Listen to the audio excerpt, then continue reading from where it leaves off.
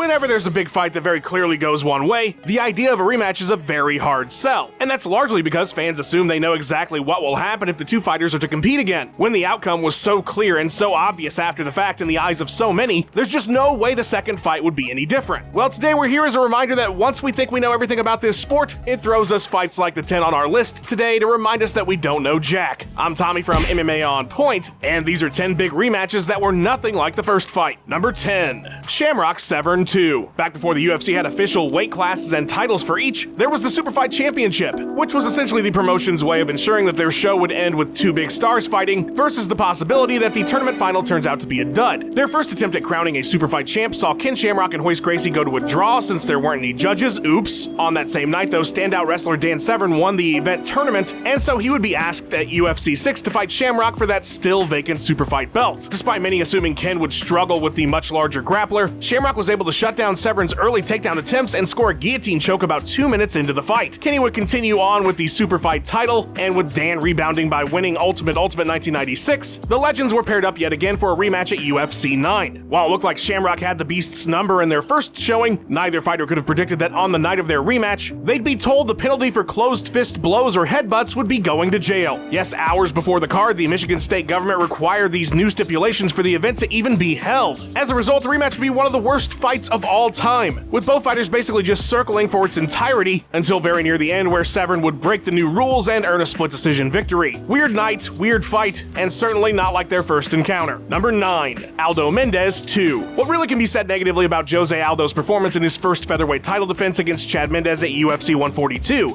Besides the cage grab he got away with, of course. He was pretty much flawless. The unbeaten Mendes was 0 for 7 on his takedown attempts, one thwarted by the aforementioned cage grab tomfoolery, but otherwise it took only 4 leg kicks, 1 body shot, 6 to the head including the knee that dropped him, and 4 minutes 59 seconds to put away Team Alpha Male's most dominant featherweight. Afterwards, Jose would go on to defend his title 3 more times, while Chad rattled off 3 straight first-round KO TKOs followed by a knockout of the night against Clay Guida and a dominant decision over Nick Lentz. Heading into the rematch, fans wondered, could we have a GSP Matt Hughes scenario here? Was Mendes just too green for their first fight? And with his improved stand-up, would he be too much for Aldo, who was now getting regularly criticized for being too safe? There was far more hype for their second encounter, but of course the champion was still favored for victory. When Aldo scored a knockdown late in the first, it looked like we were in for more of the same, but Mendes would survive that and a huge shot after the bell that nearly put him out. The fight was awesome. Chad had gone for 7 takedowns in the first round of their bout at 142. This time he would only have 8 total, and his improved striking and defense led to a competitive back and forth for 25 minutes that would ultimately be Fight of the Year. Aldo would win 49-46 across the board, but those scores really don't show just how incredible the fight was all around. A far cry from the first time they met. Number 8. Woodley Thompson 2. If I told you to look at the stat sheets for the 2 welterweight title fights between Tyron Woodley and Stephen Thompson that took place back-to-back at UFC 205 and 209, and then asked you to tell me based on those numbers alone which fight you thought was more entertaining, you probably wouldn't be able to make heads or tails of it. On paper, they look just about the same. Nearly the same significant strikes, a single takedown in both bouts, a single knockdown. In fact, if anything, you might have looked at the control time, and seeing as it was a bit longer in the first fight, concluded that it was maybe the less exciting one. But guess what? You're completely wrong. Which just goes to show that the stats can only tell us so much, which is why we dive deeper on the autopsy, but I digress. Yes, the first Woodley-Thompson encounter at 205 was an instant classic. A fight of the night on a night that was absolutely incredible. It was back and forth, very competitive, both fighters getting into serious trouble and managing to recover. The final result, a majority decision. So of course we had to run it back, right? Who wouldn't want that fight again? Well, we certainly didn't get what we were hoping for. The rematch at 209 is one of the most boring title fights ever. The damage and close calls that happened in their first bout led both champ and challenger to adopt far more conservative strategies that resulted in, well, a whole lot of nothing besides a late scare for Wonder Boy. In the end, it would be the same outcome, a majority decision with T. Wood retaining, but these fights were vastly different in quality. Number 7. USMAN MASVIDAL 2. It was the marquee matchup on the massive Fight Island card that was UFC 251. 2019's biggest star Jorge Masvidal was getting his welterweight title shot against Kamaru Usman. Everybody wanted to know if Street Jesus could keep his incredible run alive. The hype was massive, the card sold crazy as a result, but in the end, Usman did what many of us expected. He completely controlled the fight for pretty much its entirety. Nearly 17 minutes control time, 5 takedowns on 16 attempts, clinch work for days. He would throw 341 total strikes. A single judge gave Gamebred a single round, but that was it. Total domination by the champion. But Masvidal took that fight on very short notice, filling in for Gilbert Burns, and so with that seed of doubt and still riding a wave of popularity, 230, Jorge was given a second chance at 261. Although having seen their first go, most of us assumed that the champ was going to do exactly what he did the first time. Control, control, control. He likely wouldn't get a finish, but he would completely negate Jorge's stand-up advantage. Man, were we wrong in this one. This wasn't a control game this time. Usman was both willing and able to engage Gamebred on the feet, earning a devastating KO victory in the second round, proving his power, something that many had questioned. In a fight most expected him to win, Kamaru still found a way to impress the hell out of everybody by throwing hands and proving he's not just a wrestler. Number 6. Sterling Yan 2. Alright, time for the most recently controversial fight on our list. In March of 2021 at UFC 259, Aljamain Sterling challenged Petr Yan for the bantamweight title at the Apex Center. By late in the fourth, it was becoming pretty clear that Aljo was going to need some kind of finish to get the win, and it was looking more and more like that wasn't going to be a possibility. He was knocked down in the first, and while he rallied some in the second, as the fight went on, Yan's 7-for-7 takedowns and 86 significant strikes were taking a toll. That was until an illegal knee at 4:29 of the fourth would result in a DQ title change, the first ever in UFC history, with many a fan feeling that Sterling milked the injury to steal the title. And so going into their rematch at UFC 273, fans were pretty confident that Aljo was going to get absolutely steamrolled given how one-sided the first fight was. But you know the list you're watching, and that's not how it went down. After a close first, Aljo would score key takedowns in the second and third to rack up some serious control time. And while Yan would surge back in the championship rounds, it simply wasn't enough to negate the two he clearly lost and the opener that 2 of 3 judges gave to the Funkmaster, shocking and angering the fans who were so pissed off about the first fight. But hey, close fights on the cards can go either way. The one thing that's certain though is that this didn't play out how most of us saw it the second time around. Number 5. EDGAR PENN 2. I remember not realizing that the results would be on ESPN before I saw UFC 112 because it was in Abu Dhabi, and when it came up on the ticker that BJ Penn had lost the lightweight title to Frankie Edgar, I was like, nah, no way, that's gotta be some kind of mistake. Penn was a near 8-1 favorite. There was no chance in hell that this Frankie Edgar guy would have beat him, but the fight was far more competitive for 25 minutes than anybody could have predicted. That said, so many were still stunned by the decision, with only MMA Junkie giving it to the answer. 8 other prominent media members had the fight for Penn. The judges themselves were all over the place too, with one giving Frankie all 5, the next 4, and the final judge 3. They all agreed that he won, but their scores were a mess. It was a close fight, and the outcry of robbery I think had more to do with Penn's legendary status than anything. The consensus was that Edgar fought a once-in-a-lifetime fight, and that BJ just wasn't on his A-game that day. Going into the rematch, Penn was now just a near 4-1 favorite, so a little bit of respect had been put on Edgar's name, but the rest of it would come once UFC 118 concluded. A clean sweep for the underappreciated champion. 50-45s across the board. Every outlet gave it to Frankie. Edgar would dominate, outstriking Baby J 142-56. He scored 3 takedowns, had more than 3 times as much control time. It was validation for Frankie Edgar after so many saw his initial victory as a fluke and bad judging. There was no doubt after the rematch though. Number 4. Cormier Miocic 2. At the conclusion of their first fight at UFC 226, everybody was just about ready to write off Stipe Miocic, something that happens a lot in his career actually, especially regarding any fights with the newly crowned heavyweight champion Daniel Cormier. Seen by many as the second best fighter in the sport behind John Jones, when DC moved back up to heavyweight and put Stipe's lights out in the first round, so many conclusions were drawn. At heavyweight, DC was just too strong. He had too much power now. He was too smart. He could hurt Miocic standing. He could take him down even though he didn't even try in the first fight. That didn't matter. 4 minutes, 33 seconds was all that was needed to conclude that in their rematch at UFC 241, of course Cormier was going to do it again. And for the better part of 3 rounds, it certainly looked like the outcome was going to be the same. Although everyone who had written off Stipe's ability to take DC's shots were already surprised as the champ unloaded, landing 181 significant strikes in total, which stands as the heavyweight record to this day. But the shots couldn't put him down, and late in the third, Miocic began finding success with body blows. In the fourth, he would lean heavily into them, eventually breaking Cormier, scoring a knockdown and getting the TKO finish with less than a minute left in the round. It's the second biggest strike differential overcome in heavyweight history, and it certainly didn't go down like their first encounter as nearly everyone had expected. The trilogy fight saw yet another wrinkle as Stipe would largely succeed as a result of his control time against the cage, earning a UD win. You just never know with them Cleveland boys. Number 3. Lawler McDonald 2. Simply for the fact that nobody could have predicted given the first fight that the rematch would be one of the greatest bouts in the history of the sport, this one belongs on the list. But there's much more to it than just that. Rory McDonald and Robbie Lawler first met on the undercard of UFC 167. Lawler had earlier in the year returned to the UFC after nearly a decade away, bumping back down to welterweight and scoring KO/TKO wins over Josh Koscheck and Bobby Volker. This set up an unlikely title eliminator against the up-and-coming McDonald. Rory closed as a 4-1 favorite off the back of a 6-fight win streak in the promotion, with victories over guys like Nate Nate Diaz, BJ Penn, and Jake Ellenberger. After a close first round on the feet, McDonald was able to get a clear win in the second with a takedown and control time for about half the round. Despite 3 more takedowns in the third, Lawler was able to get back to his feet repeatedly and score a knockdown, giving him the final 5. While the judges couldn't agree on the first, Ruthless got a split decision, and it was okay. It wasn't the best fight on the card even, but it wasn't horrible. People were still high on Rory if the rematch were to take place, just not at 4-1. Of course, we all know what happened next. Robbie would win the welterweight title 4 fights later, setting up the rematch at UFC 189, and while grappling heavy in their first fight, McDonald completely missed with all of his takedown attempts this time, earning just 2 seconds of control in total, and so was forced to strike with Lawler from bell to bell, which would break him by the 5th round in one of the greatest matches the sport has ever seen. Number 2, Griffin BONNAR 2. You know when you find out that one of your favorite movies had like a direct-to-DVD sequel, and you watch it because it's a sequel to something that you really loved, but no matter how much leeway you give it, The Lion King 2 Simba's Pride just doesn't stack up to the first film. And that was the case with Forrest Griffin versus Stephan Bonnar 2 at UFC 62. Their first fight, I mean, come on, it was truly catching lightning in a bottle. Everything about the moment was just perfect, and the fight would deliver in ways that could only happen on that tough one finale. It was a moment that got a lot of fans into MMA, with the movie-like back and forth blood and guts quality of those 3 rounds being the biggest reason why. So of course those fans would have the expectation that the second go-round would be of similar quality, the type of fight that reaffirms why you love the sport so much. But a year and a half after the 2 first met, it seemed they were miles apart. Griffin had changed camps and was now training in Las Vegas. He'd grown exponentially since the tough finale, and Bonnar had not. As a result, Forrest would control the fight from the outside nearly all 15 minutes. He was so much sharper with his striking. There was no sloppy brawling. It was a measured and impressive performance. All 3 judges would give it to Griffin 30-27, even if you could argue that maybe the second should have gone to Bonnar. But it didn't matter because the first fight, this was not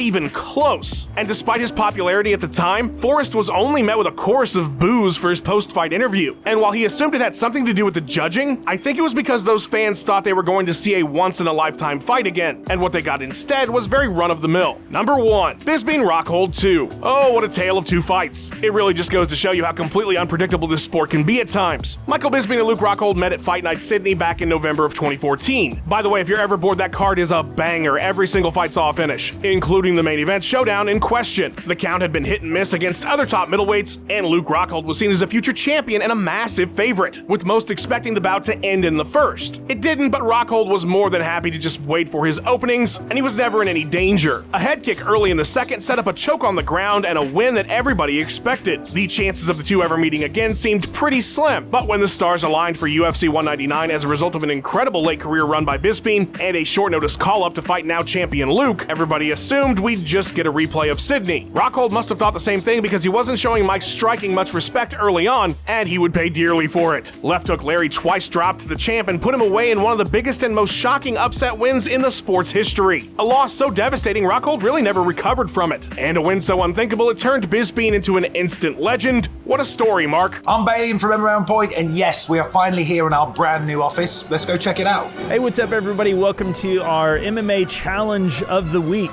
Today, I'm joined by the greatest referee in the world, Mr. Mark Goddard.